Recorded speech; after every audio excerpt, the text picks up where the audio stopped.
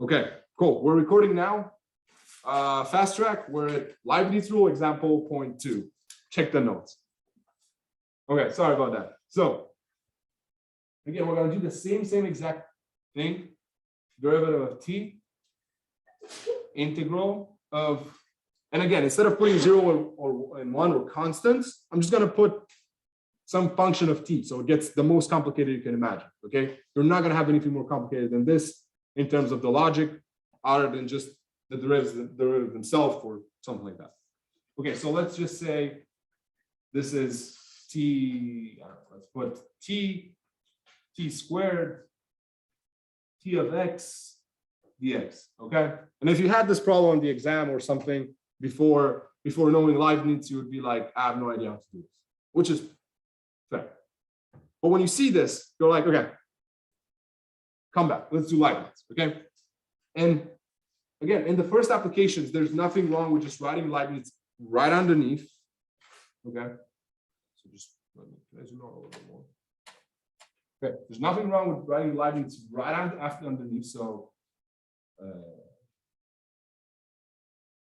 yeah, let's just write it. I'll write it smaller. It's integral a t b of t f x t dx, okay, and this is equal to f b of t derivative of b of t. Again, I'm just copying the formula so we have it here and we can work with it, okay, minus f a t of t equals derivative a t b of t.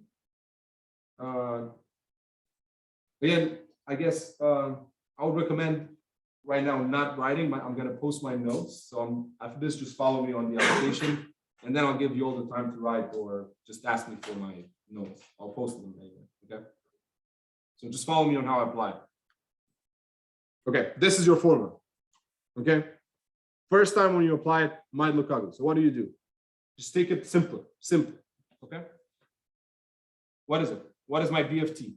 B of t is equal t squared. Okay. A of t is equal to f of xt is equal, again, t to the power of x. Okay. So just look at the screen and follow me. I promise I'll let you write afterwards or wherever you want to look at. Okay. Now let's see, what else do I have to replace? FB of t. Okay. FB of t, you know, I gotta see what this is. So what is that? FB of t. Well, this is just t to the power of b of t. Okay. Again, looking from above shouldn't come as a surprise. What is my b of t? It's t squared. So this is just t power of t squared. Everyone agree? Everyone okay with this? Okay, now, same thing. I got to do f of f a t t. Okay, and this is just, again, same logic. T to the power of a t is equal to t. What is a t? It's just t. So it's t to the power of t.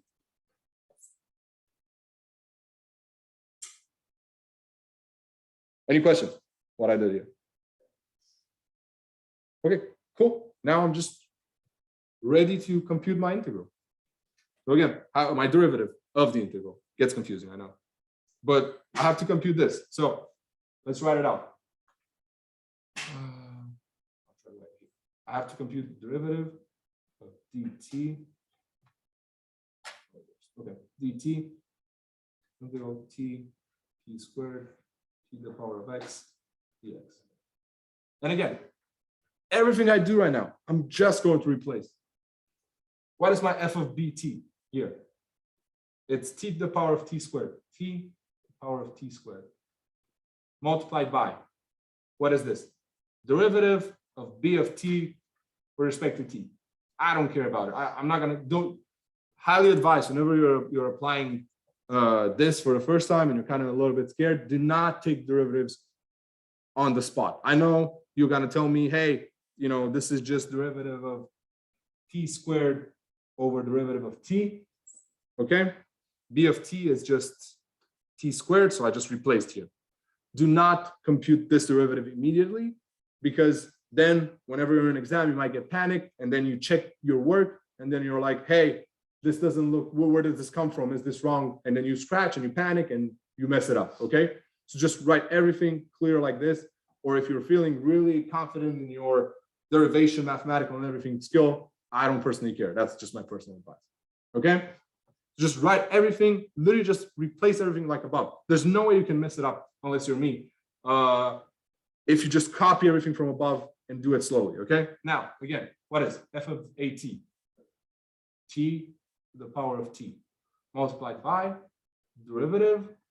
At is t, derivative of t with respect to t, plus integral of what is my a of t, t, what is my b of t, t squared, derivative of what is f of x t, t of x, derivative of t, dx. Okay. And you have successfully applied Leibniz to the most difficult way thing you can kind of get in terms of derivatives. Now, I hope you guys understand that, you know, you might have something else than t of x here. You might have any function, okay? Or anything than t squared or t, any function. But it doesn't matter. It applies the same exact way, okay? Maybe in this, and now after you apply this, you just compute these derivatives, which are relatively simple, etc. Pop up the result, you're done, okay? Even if you write this application of Leibniz, this is, I guess, more than half the work in the exam, actually applying it correctly, okay? So any questions on this? No, I guess I could, if you guys want, I could just solve it, but you know, it's let's see, you'll have some space here. That's all. So d of t, okay, in order for me to solve it, dx, this is just equal to what? I copy t to the power of t squared multiplied by what is the derivative of t squared with respect to t?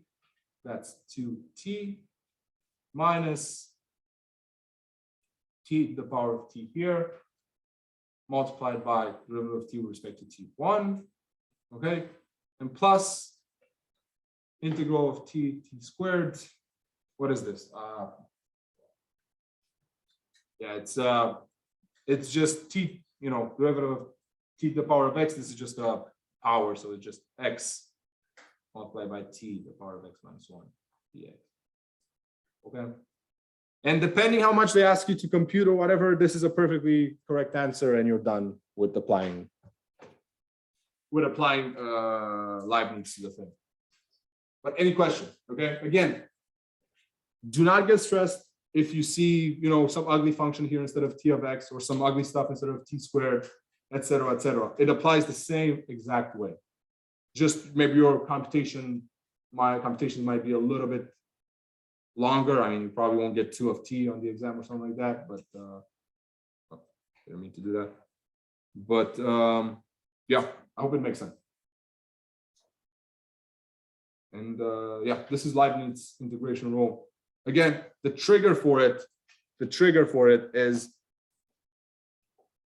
is this: when you're asked to take a derivative of something, when you're asked to take a derivative of an integral with respect to something that's not the thing you're integrating over, okay? That is the trigger of applying Leibniz. Like if I give you a function, okay, here's the thing. I can even sketch it. Do not write this. I swear I'm not gonna, okay. So the sketch of what I would say the math problems you're gonna get in this thing are the following.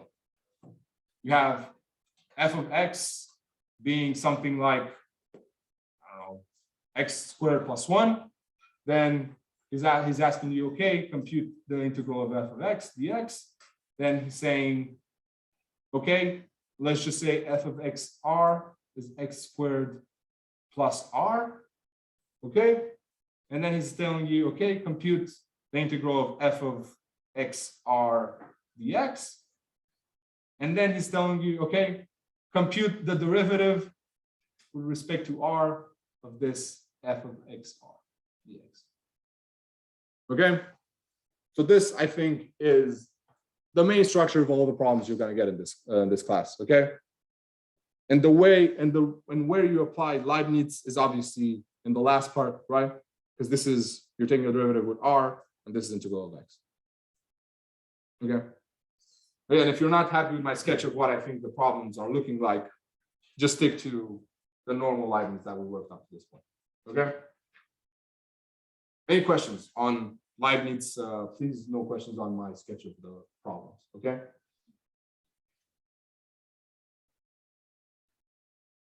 Again, ugly formula. Maybe hard to memorize. Maybe I think they're going to have a cheat sheet on this. Otherwise, try to kind of memorize it somewhat, at least kind of how to apply it. I think after you apply it once or twice, you're going to remember it, so should be fine. And other than that, yeah, I think I'm done with Leibniz. Do you guys want another example? I can just cook up an example right now, but they're going to do the same exact thing that I left in this one. So another example, people, anyone? No? Okay, cool. That was easier than I thought. Okay, now,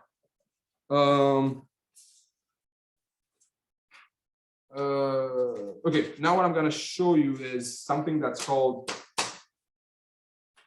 let me find the exact name for it, improper integrals, yes.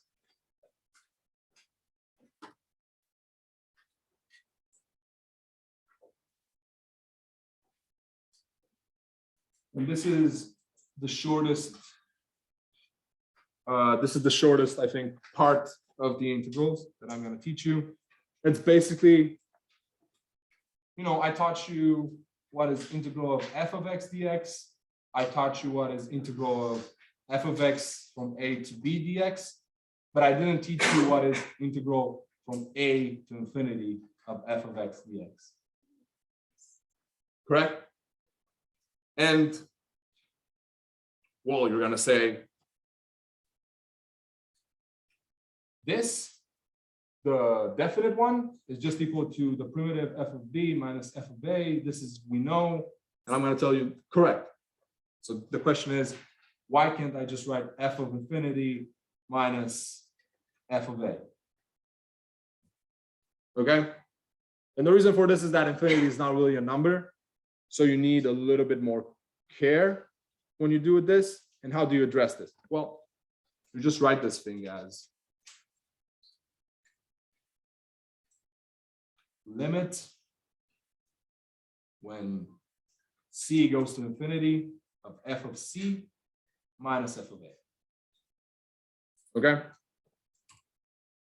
So basically, the only change is that you cannot write the big f of infinity, and you just write f of a c, f of something really, really big, okay? And you just put the limit of it. That is literally the only change in improper integrals or whatever. We can find a simple one. Use one horrible. Let's see. Let's think of an example. Let's do integral from 1 to infinity of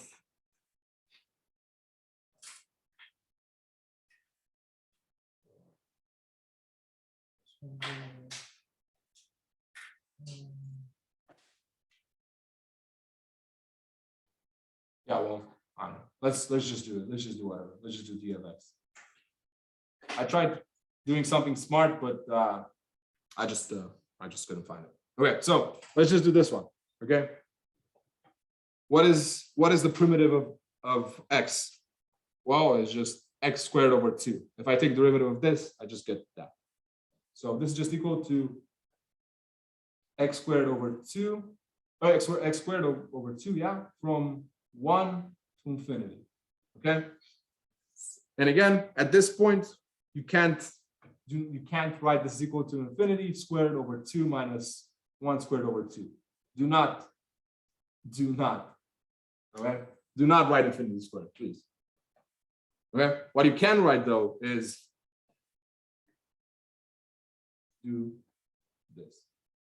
All right, just write this limit when x goes to infinity of x squared over 2 minus 1 over 2. Okay, and now easy limit x goes to infinity, x squared goes to infinity, so this is just infinity. Okay, makes sense? Again, I don't know. I tried maybe giving you like a smaller example here, but I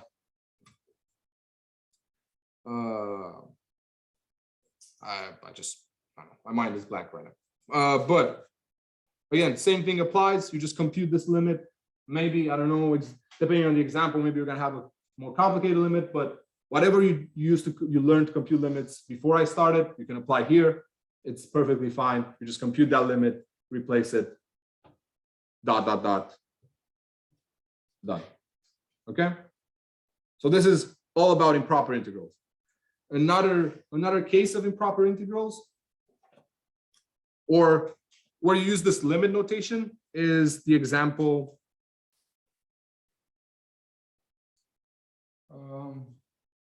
integral of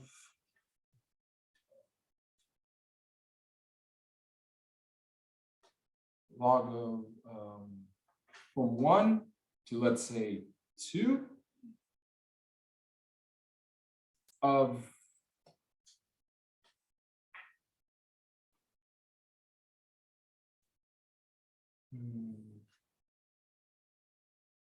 yeah, that's fine, of x minus 1 dx. Okay, pretty simple integral. It's fine. We know this is equal to log of x minus 1 from 1 to 2. Okay.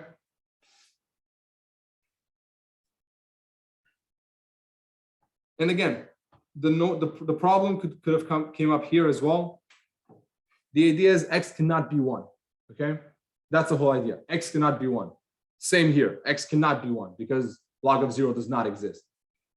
Okay, so the way you address this and something like this, whenever you have a variable here that just gives you nonsense underneath, like 1 divided by 0 or something like that, the way you address this is you just limit.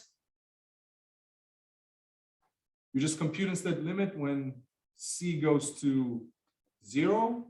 Okay, c is positive, of integral of 1 plus c 2 over 1 x minus 1 dx.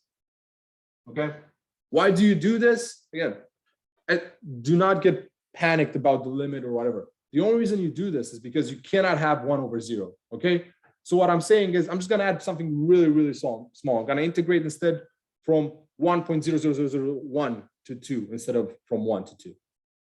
Does it make sense? Why I'm just adding something really, really small there. Okay.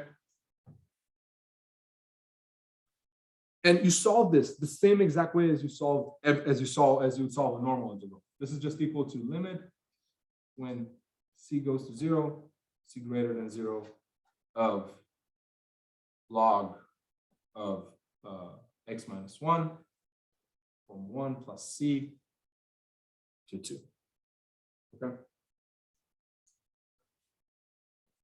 Which is just equal to log of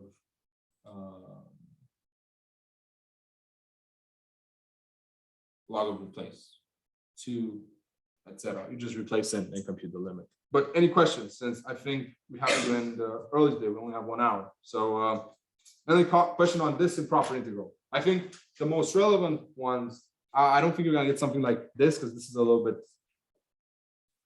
fine, let's say, a little bit more fine. But this with infinity should definitely make sense, and you should definitely apply this infinity. Okay, so please do not replace here. Do not write infinity squared over 2 or infinity squared minus infinity to the 4th plus etc. Do not write that. Just put a c there. Okay, limit when x goes to infinity of whatever the formula is. Okay, this is what improper means. Okay, same thing. If you have infinity up top minus infinity below, just write again. Just write. If you have, let's say, integral, maybe you have integral from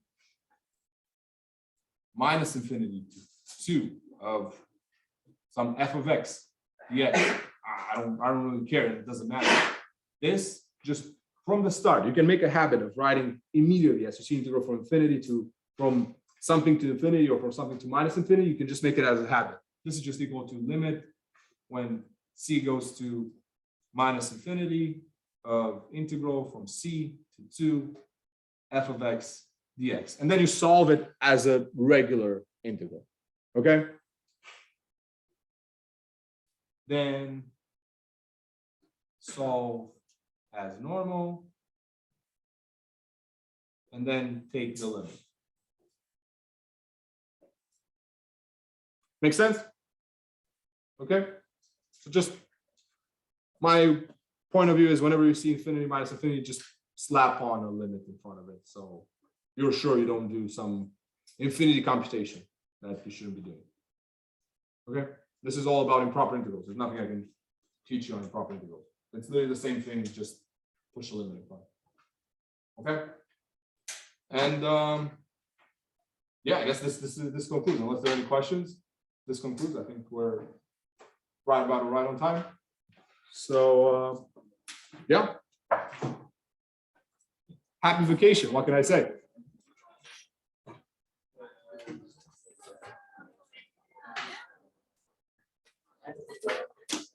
Hey.